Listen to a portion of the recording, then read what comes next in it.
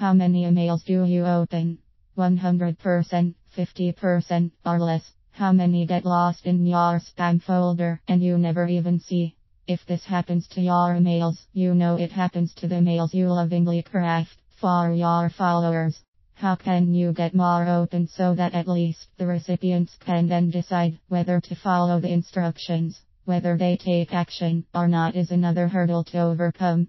Time is a big factor, and whether the mails arrive at a good time, when the recipients have a few minutes spare to open them, and the inclination to browse through them. So that factor is pretty much a lucky dip. Maybe weekend emails have a higher chance of being opened, but there is always the chance people have busy plans for their weekends, trips, parties, household renovations and chores. Therefore emails are then likely to sink to the realms of never opened emails.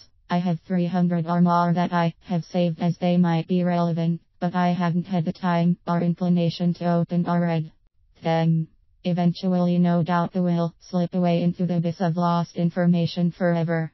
Once your followers get to know you and recognize your emails, if they like your emails and they are interesting, helpful and useful, they may watch out for your emails, especially if you don't swamp people with too many or long epistles of boring chat.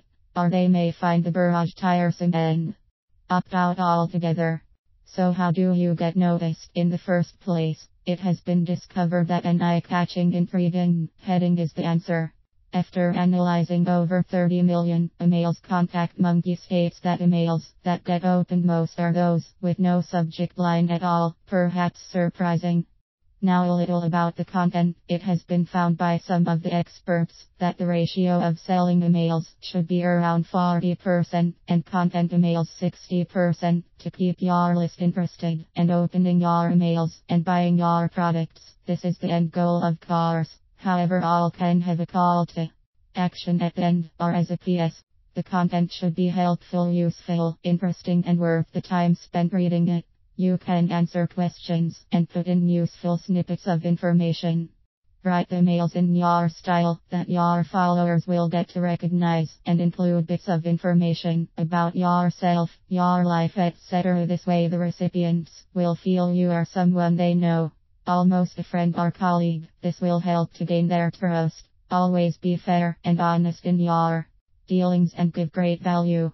The selling emails can be in the same style, but crafted so you are recommending something irresistible that will help them.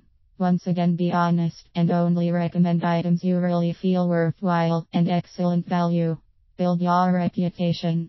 When you recommend items, of course, mention all the good bits, but don't be afraid to mention a downside briefly. Nothing is perfect.